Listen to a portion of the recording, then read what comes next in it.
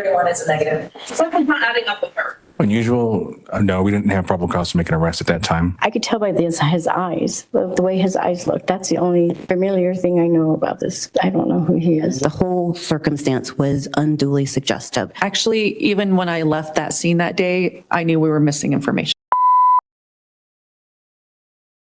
February 27th, 2025, Amy Lopez and her daughter Kamiko Black were staying in an Airbnb located at 2030 here in Colorado Springs. It's kind of over in the area where the In and Out distribution warehouse is. It's right in that area. They were staying there. They'd been there about a week, and they were staying there until about March 1st. Both parties were getting ready for the day. Ms. Lopez was going to drive her daughter to work. At approximately 9:53 in the morning, Ms. Lopez heard a noise that drew her attention. She looked out a window and saw what she thought was a Cadillac Escalade or a Chevy Suburban. The one thing she did noted about it and would later tell police is that it was black on black on black. Black tinted windows, black in color, black wheels. Officer Harold Cho was one of the officers initially dispatched to 2030 point, and he was dispatched at 9:53 a.m. That's also the time the 911 call came in at 9:53 a.m. While he was driving on Voyager Parkway, he approaching the address. He sees a black GMC Yukon XL with a temp tag. He decides to follow the vehicle, and he ultimately contacts it on I-25 at 10:03 a.m., exactly 10 minutes after the robbery. There is a woman, Misha Hartman. She's driving the vehicle. There's also a dog in the vehicle, and in the passenger seat is this man, the defendant. A decision is made to do what is called a show-up. She is going to transport the witness out to this scene to see if they can identify this person. So she does transport Ms. Lopez out to the scene. She's not able to ID anyone from the car from where they are parked. Remember, they're also wearing masks when this robbery occurs. But she's not able to make an ID. But as they are leaving, she notes to Officer Lindbergh, that's the car. 100%, that's the car. She also tells Officer Lindbergh that the defendant, this man, could have been the second guy. She remembers the guy as what she described as a scrunchy face. And there's other things she mentions as well. But one thing she does mention as well is she mentions the eyes of one of the robbers. Officers are still not sure if they have enough to make an arrest at this time. So they make the decision to impound the car. You're still under oath. Okay. Thank you. I'm going to play Exhibit 155. Okay. And I hope you'll hear sound. Usually there's no sound in the beginning, correct? That's correct. 30 seconds of recording without any sound. Hey, fellas, put your hands on the dash. Keep your hands on the dash for me. Put your hands on the window. Put your hands on the dash. Everybody else in the car with y'all? Hey guys, where y'all coming from right now? We're coming from to what hotel room? Was anybody else in the car with the shell too? All right. Do me a favor, shut the vehicle off. I'm gonna have you step out, but don't grab anything to step out. Keep your hands on the steering wheel for me. Step to the back. Yeah, in a second. Well, you pulled over for your illegal intent. That's what we stopped for, okay? Yeah, but I don't know. I don't think you're coming from that piece of. Where do you think you're coming from? Where are you really coming from? I just find the story's not lining up from where they're coming from. I can't see the back seat, so we need to clear it.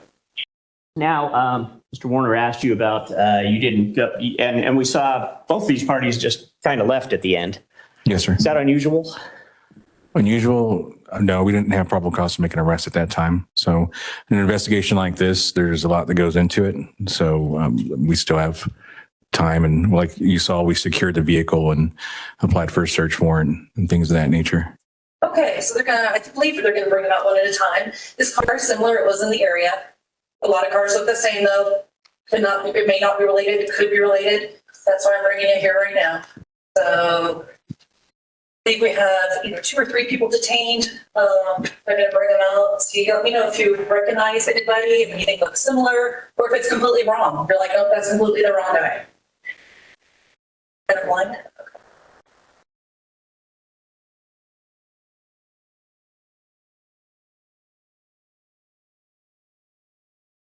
What did you say? Okay, she states there's nothing about him that's familiar. Is it still too far away? I'm sorry. I think so.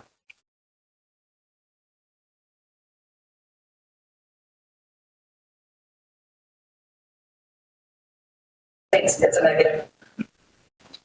There we go. Okay, party number 2. Recognize that person at all? Know who that is? No, is she part of this day's? And it's a 31 is a negative. So something coming up, all right? Because she's saying this is never about the phone.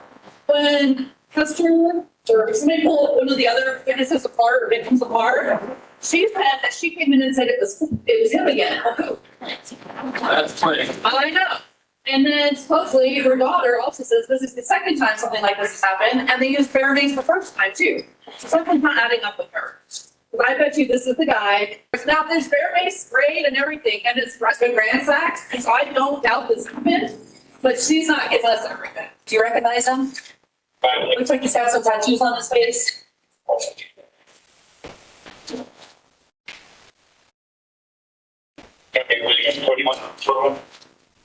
Do you recognize him? Sorry? Does he have an accent? She says that he could have been the second guy, but she's not sure. Okay. When you drove by the car, Officer Lundberg, was she able to identify the car? Yes. And I think you already talked about this, but how certain was she? She was 100% certain. Would you state your name and spell it for our court reporter, please? I am Detective Justin Loa. My last name is spelled Loa. Both of the assailants were described as Hispanic males. Correct. I believe one of them was a light-skinned Hispanic male. And spoke together in Spanish. Yes. No tattoos were described. No. You did not include a picture of Mr. White in the search warrant, correct? Correct. You did include a picture of Mr. White in the arrest warrant affidavit. Yes, I did. And Mr. White is covered in tattoos on his face, correct? Yes, he is. Would you state your name and spell it for our court reporter, please? Officer Spencer Dalby, last Dalbey. And you are currently employed with the Colorado Springs Police Department? Yes, sir. How long have you been employed in that capacity? Just shy of 8 years. And is your current assignment as a patrol officer? I'm currently on the SWAT team. What did she tell you about this vehicle? She described it as a large SUV, and when I kind of probed, asking questions, I had arrived in an unmarked Tahoe. I asked if it was like that. She said no, it was bigger and boxier. So I suggested it was an Escalade or a Suburban, and she affirmed it was one of those. Okay. Again, not to belabor the point, so very briefly, basically the main portions of the affidavit that support that there was probable cause for the vehicle to be permitted to be searched was that one of the named victims identified the vehicle with she felt it was 100%. Her description that she gave was sufficiently similar to the vehicle that was ultimately seized. I'm not making a finding regarding the persons who were connected to the vehicle at the stop. I understand there's concerns. Apparently there were some discrepancies. Those are issues for trial in terms of there being probable cause to support the issuance of the warrant. I find that there was sufficient probable cause, so that portion of the motion also is denied. Are the people ready to call their next witness? People are ready, Your Honor. At this time, the people will call Jamie Lopez. Okay.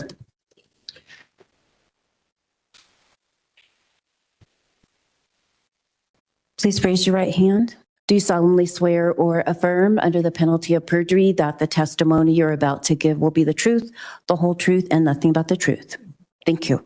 Good morning. Good morning. Would you introduce yourself to our jury and spell your name for our court reporter, please? My name's Jamie Lopez, Jaimie Lopes. So when you get to that part of the staircase, what do you see? That It opens up, so there's no wall that goes downstairs, so it's opened up. And I can see downstairs that they have the guy, my brother's friend, on the ground. Okay. Now, you never told the police about your brother's friend being on the ground. Yeah, he was on the ground. Okay. Well, why didn't you tell the police about that at the time? Well, because I was checking up. And he there was something like he seemed familiar to me. Okay. And you described that to the officers too, that he seemed familiar. Yeah. Do you recall, I mean, can you articulate, how did he seem familiar to you? I don't know, just the way he looked at me.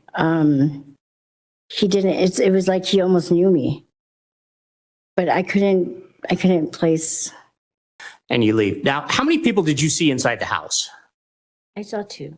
You saw the two people. Yes. Do you remember talking to the officer about there being three people? Yeah. Yes. Okay, I want to talk about that. How do you know there was three people? I mean, I assume because there couldn't be two people in the house and have gotten to the car. There was another voice there. All right, so let me understand this, and I don't want to put words in your mouth. Are you guessing? No, I hear a girl's voice. All right, well, I'm a little confused now because you didn't tell the police any of this. Mm, Why not? I don't know. I don't know. Okay, did they show you one person or two persons? There was two people. Did they show you both of them? Yes, a guy and a girl. Okay, did you recognize either one of them? No, At that time, you didn't recognize either one? no, Do you know Clint White? I don't. You see an individual in the courtroom today. Do you recognize him? Oh, well, let me ask you to stand up. No, I've never met him before. Okay, you've never met him? No, You don't know him? no. Is this the individual who robbed you? Yes, I could tell by his eyes, the way his eyes looked. That's the only familiar thing I know about this. I don't know who he is Why just the eyes again? because everything else was covered. And is this the second person who came up the stairs? Yes. I'd ask the record reflect that the witnesses identified the defendant, Your Honor. Response. That actually from this witness and. Hold on. Let me have counsel approach, please. Thank you. Right. Thank you. You may be seated. And Ms. Lopez, I apologize. I need to have you please step out in the hallway. Please do not discuss the case with anyone and do not discuss your testimony with anyone. So let me read this. I understand this is not official, but I'm using the real time. So Mr. Albright says, let me ask you to stand up. Answer, no, I've never met him before. Question, you never met him? Answer, no. Question, is this the individual that robbed you? Answer, yes, I could tell by his eyes, the way his eyes looked. That's the only familiar thing I know about this. I don't know who he is. Question, why just the eyes again? Answer, because everything else was covered. Question, because of the mask? Answer, uh-huh. Question, and is this the second person who came up the stairs? Answer, yes. So, Mr. Albright, I believe the last thing you said is that you weren't, more or less, I'm paraphrasing, that you believe that there was case law on it and that a witness can do in-court identification, essentially, correct? Yes, Your Honor. I'm looking at Garner v. People was the first one to come up at 436 P. 3rd, 1107. I don't know if it's apropos to our situation, but I'm taking a look here. Okay, I'm not going to permit you to do that. I think everybody, at least certainly on the defense side, started this trial understanding that Ms. Lopez had stated that it's not him. It's what she told Officer Lindberghs. When she's pressed a little bit later, she says, well, there's something familiar about him, but it's still not him. So there's no identification. There's no good faith basis to ask her to identify him today. So one of two things is going on here. Either it's a discovery violation and they know she's going to identify him today, or they've coached her to identify him today. I don't mean to make that an ethical sort of thing, but that's one of the possibilities, hypothetically. or they're just freewheeling it and Mr. Albright's got a hunch that she'll say whatever he needs her to say because she's real motivated to get him, Mr. White, convicted today. In either circumstance, it's either a discovery violation or a constitutional violation. This is an absolute surprise. And so I think the remedy is a mistrial. Mr. Albright, I can let you know, I do have a concern. I understand that the case law may be that a witness can identify someone in court, but Mr. Werner is right. We had the preliminary hearing. We had the motion to suppress an in-court identification. You know that her testimony leading up to this was just that, I don't know him. I don't recognize him. That's what she just said. That's why I reread it. And then to ask her, is this the person that robbed you? You're going to have to get me some case law about how that's appropriate, because I don't see how that is appropriate. This is a situation where she's seen him in person before, within 40 minutes of the alleged crime, and couldn't identify him. So I think that's factually the posture here. The statute imposes detailed procedural requirements, including that the subject not be shown in handcuffs or in a patrol vehicle. And there's exceptions to that prevent imminent threat of harm or escape. That no suggestive comments be made, that the eyewitness be given specific admonitions, and that the procedure be recorded with a body-worn camera, which is required after July 1st, 2023. And while failure to comply with those procedural requirements is not dispositive, it is an important factor for the court to consider in its totality of the circumstances analysis. I don't think I have enough facts right now. I'm not going to rule on either one of you making offers of proof. There are no facts and evidence. There aren't sufficient facts and evidence right now about what happened at the show up. And so is it your position that whatever happened at the show up was not unduly suggestive, or it does not matter whether or not it was unduly suggestive? I don't think it was unduly suggestive, partly because she didn't identify anybody. But did you have a chance to read Godinez? I read through People v. Garner. I asked, did you read did you have a chance to read Godinez? I think I may have looked at it, yeah. Okay, so let's just pause here, okay? Let me do this. I can let you finish making the record later if it becomes relevant. In terms of right now, I don't have sufficient facts to rule that whatever happened at the show up was so unduly suggestive that it contributed to Ms. Lopez making an in-court identification. So for right now, I'm not going to bar the identification. I'm also not going to have the record reflect that she ID'd him. So that was the next question that I had. That means I'm not granting the motion for mistrial right now. It's yes or no. Do you know if there's a law that says that? I do not. I mean, it's an element of the offense, so I guess I would refer to the offense itself. But you asked her the question. She responded. The jury is sitting right here, so why do you need to ask me to have the record reflect that she did X, Y, Z? Her testimony is what it is. Like the record says what it is. So why are you asking me to have the record reflect that she identified the defendant? The witnesses identified the defendant in the courtroom. Ultimately, it's going to be up to the jury whether they're going to accept that identification. That's just kind of the way we have always done it. The question is, what's the court going to say? I'm not going to say anything. I'm not going to. Yeah, I'm not going to make a note of it. Period. For partly the reasons you just indicated, Mr. Werner, and also because it's a morass, frankly. As far as you understood, there were 3 people in the home, living in the home when the robbery occurred. Yes, sir. 3 victims, not 4. Yes, sir. Okay. And would you be surprised that the witnesses testified there was a 4th person in the home that day? Everything calls for speculation, relevance. Overruled. You may answer. Sorry. Sorry. I would, yes. That would have been a person you would have liked to identified and talked to. Yes, sir. Nothing about tattoos. Correct. I don't recall anything about tattoos. So I put a red circle and a slash through tattoos. Do I have that right? What we've added? I believe so, sir. Yeah. Okay. So heavier, thicker accent, mask, beanie, Hispanic, no tattoos, no mustache, no sunglasses for suspect number 2. Yes, sir. At some point, you and Officer Peters leave the scene, right? Yes, sir. And you have a discussion about things not adding up. Yes, sir. And that's the term you use. Something's not adding up here. Yes, sir. Do you recall Ms. Lopez saying that the first suspect actually had a goatee? I do not recall her saying that. Do you remember testifying on November 6, 2025 in this matter? Vaguely. And you were under oath? Yes, sir. Do you remember being asked, she being Ms. Lopez, also described that this individual had a goatee? I do not recall, sir. Page 13, line 22. Second approach. Yes. Described this individual had a goatee and you said, yes, ma'am. Okay. You remember that? I don't, sir. Don't remember talking about a goatee? No, sir. I'm sorry.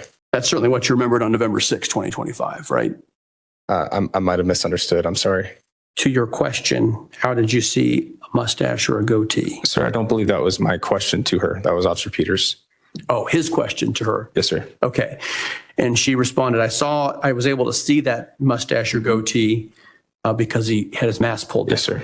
Okay. Just his sunglasses on. Yes, sir. Okay. And just so we're clear, my client does not have a goatee. Sir. You don't know the state of his facial hair on February 27th, 2025. I do not. He's got tattoos on his face. Yes, sir. Okay. No more questions. Thank you. And at some point when you're looking in the vehicle, you see a gun. I believe I did, yes, sir. Can you describe that gun? No, sir. I don't remember what it looked like. Was it a rifle or a pistol? I don't know either way. You didn't make any note of it in your report, No, sir, I didn't. but you did tell your fellow officers. Yes, I did. You even asked if they'd taken a picture of the gun, Yes, sir. and they said no, right? That's correct. Who was the officer that said no? I believe it was Thompson, James Thompson. And one of the conversations you have is about whether the tattoos are too low for them to be covered by a beanie on Mr. White's face. Yeah, it sounded like Officer Thompson, Officer Strickler were having that conversation. And you were listening to it, right? Yes, sir. I was listening to it. Good afternoon, sir. Good afternoon. Would you state your name and spell it for the court reporter, please?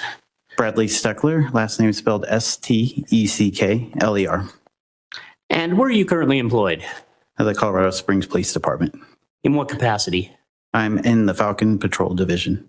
The theory of the case that you had on scene was that the show up person was going to come and say, this is the guy, right? That's why you do a show up. That is a reason that we will do a show up. I'm not sure how that worked on this particular case. In order for this, did you understand this crime to involve mace, the spraying of mace? I can't recall. There was a dog in the car. I cannot recall if there was a dog or not. Were you present when the show up occurred on the scene there? I cannot recall. You and Training Officer Thompson had a discussion about the tattoos on Mr. White's eyebrows. Objection relevance. Overruled. Can you repeat again? You and Training Officer Thompson had a discussion on scene about Mr. White's tattoos on his eyebrows. I cannot recall that right now. Do you recall having a discussion about it would be hard to have a beanie cover those eyebrows? I don't recall that. No more questions. Thank you. Good afternoon. Hello. Would you introduce yourself to our jury and spell your name for our court reporter, please? Yeah, my name is Samantha Lembergs. It's Lembergs. And where are you employed? The Colorado Springs Police Department. And in what capacity are you employed as? Currently, I'm a patrol officer. How long have you been doing that? 28 years. When you get to the scene, you give her an admonition that a lot of cars look the same. Yes. You don't give her any admonition about the suspects themselves, right? I don't remember. I don't think so. What did she say there? Something about what I see, and then I can't understand the rest of it. But she says she's kind of blind. Yes. And then does she say to you there's nothing about him that is familiar? Yes. And you sit there for a bit and you ask the officers to bring Mr. White closer. Correct. And then when they bring him closer, she's still indicating she doesn't recognize him, correct? Correct. And the discussion about him looking familiar and the scrunchy face is precipitated by you saying, he's a little bit closer now. Are you sure that's not him? I did point out he's a little bit closer. Yes. You tell them you spoke to Lieutenant Schneider? I think it was Sergeant at the time. Sergeant Schneider, and that there's not probable cause. Correct. Some additional questions from the jury. This is all contained on jury question number 8. Did Ms. Lopez tell you who she called and how they knew about the brother Carlos? No. Did you find out if an official report was made for the previous robbery? I didn't look at that at this point, no. At what point did you think their, their story in quotation marks made sense? I'm sorry, the question was, at what point did they make sense? No, at what point did you think their story made sense? At what point do I think their story made sense? Actually, even when I left that scene that day, I knew we were missing information. So I want to ask it this way, and this is intentional. I'm prepared to rule on the motion regarding ID, but Mr. Werner, let me just ask, are you still maintaining your motion to strike the in-court identification and also the motion for a mistrial? Yes, Your Honor. Okay, so let me roll.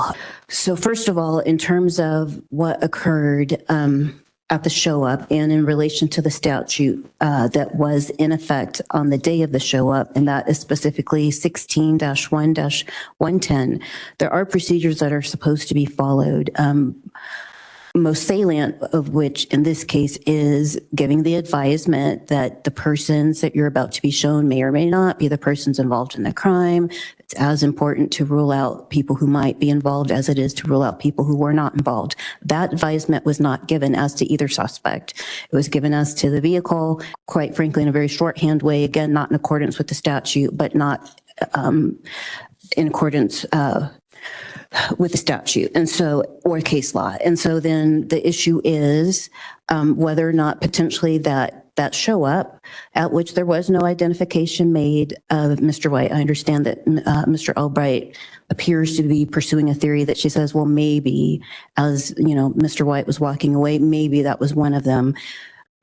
As far as I'm concerned, there was no identification that was made at the show up. And so then the issue is whether Ms. Lopez's delayed and quite frankly contradictory identification of Mr. White in court as allegedly one of the persons involved in this incident was tainted by that show up that was unduly suggestive. So not only because the procedure didn't follow the statute in terms of giving the advisement, Mr. White was in handcuffs, Mr. White was surrounded by multiple clearly marked law enforcement vehicles, Mr. White was surrounded by multiple clearly marked law enforcement officers in their uniforms. So the whole circumstance was unduly suggestive.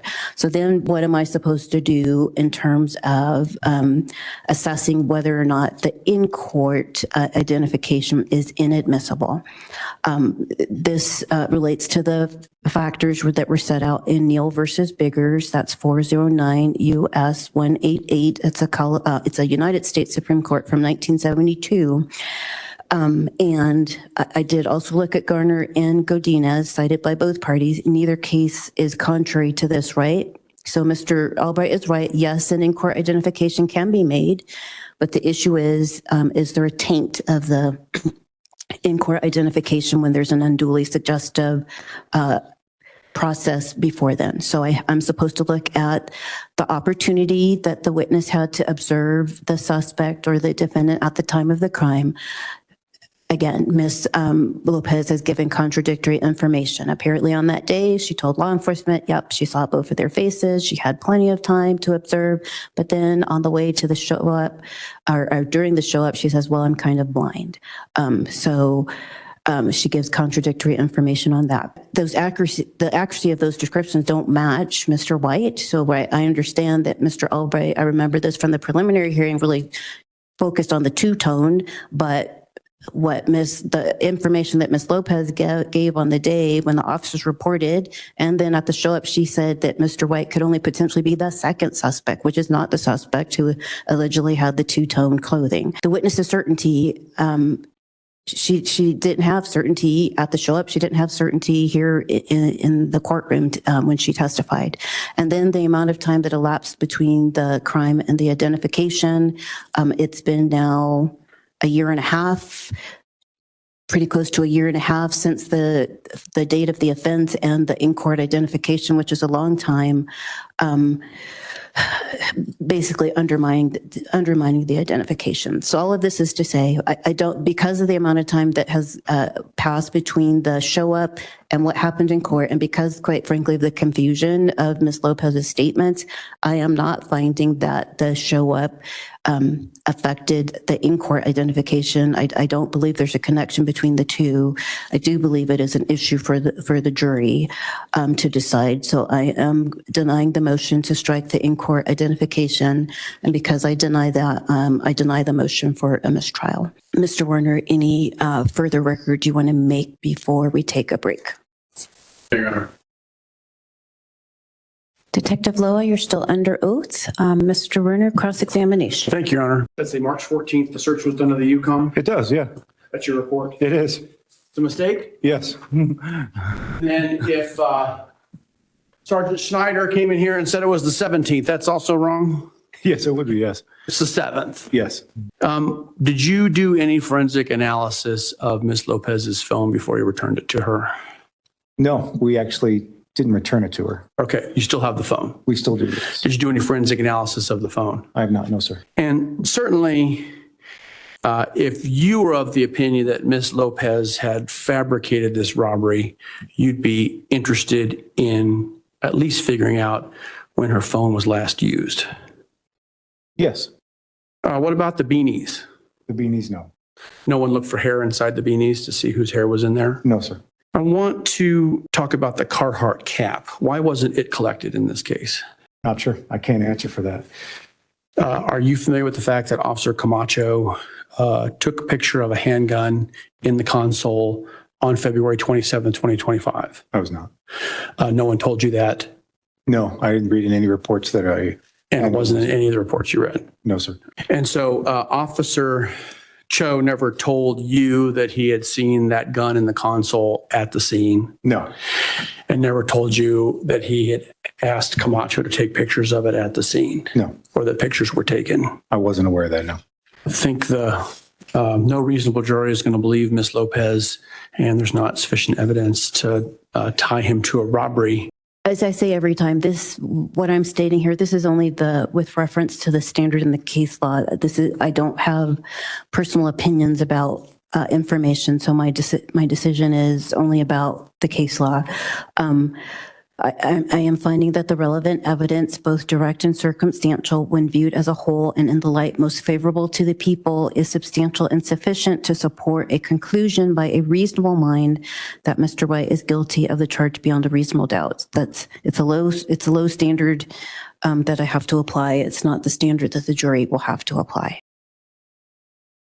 When she talks to Officer Dalby, and we did this while we were cross-examining her, she says suspect number one is wearing jeans, a jacket with a blue chest area and gray sleeves, a mask, a beanie, spoke Spanish, had an accent, was Hispanic, wore sunglasses, had a mustache. 175 pounds, 5'9" to 5'10", light-skinned Mexican, no tattoos. And this is the person she says she saw without a mask. That's because something's not adding up. The hardest part of this case for me is the physical evidence, right? How'd that stuff get in the truck? How did that happen? Well, let's talk about some of the stuff that's not here, first of all right? There's no fingerprints on either of the guns that match my client. And they looked, right? There's something weird going on with the guns. Odd. Something's not adding up. They do the search on March 7th, 2025, right? And they want you to believe that the bear spray is right behind the second seat. It's folded down so they can get in the front of the car and threw it in the back, right in the second seat with the seat folded down. That's more like junk in the back of your car than it is anything else. And of course, his fingerprint is on junk in the back of his car. It's sloppy. And you're allowed to say, gosh, these cops were a little bit sloppy. And again, I'm not saying it's entirely their fault. Garbage in, garbage out, but they're not filtering the garbage very well. They're not investigating whether this was all just a setup, a makeup. And you have to rule that out as jurors in this kind of circumstantial case. The circumstances are her purse with her ID and her stuff in it and her phone are in the car. How do they get in there? I don't know.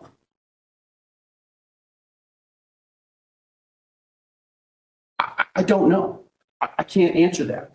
But what I can tell you is You don't have a reliable witness to say it definitely happened during a robbery. And would you expect her to identify the defendant? No, that is the whole point of wearing a disguise. So you don't get identified. So here's the question we received from the jury right after Mr. Werner and Mr. White had left the courtroom. Mr. Albright was still in here, but I did not read it at that time. Can we please have a map of the area with marks of where the robbery, McDonald's, La Quinta, and GMC are, or at least addresses provided? Okay.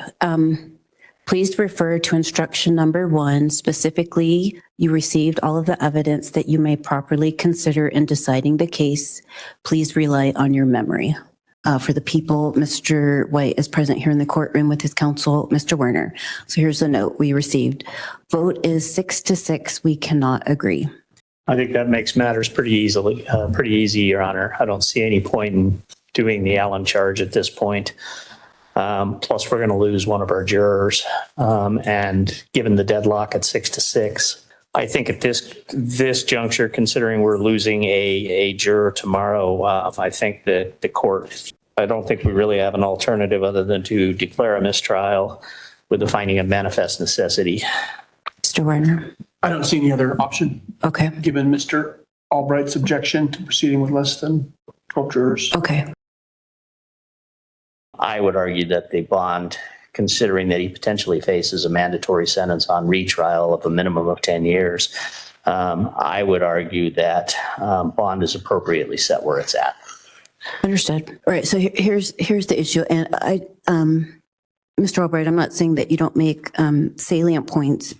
My concern is, obviously I can't sit as a 13th or 14th juror, but I heard the evidence. I have a concern about the strength of the people's case in relation to how long Mr. White has been sitting, right? And it's obvious that he's been sitting only because of the bond. And I'm not, that's not supposed to be one of the things that holds a person in custody, is their ability or not to be able to pay for their release. So I am going to grant a PR bond over objection. So Mr. Albright, does that mean that the people have decided they are going to pursue trying Mr. White? I mean, at this stage, Your Honor, yeah.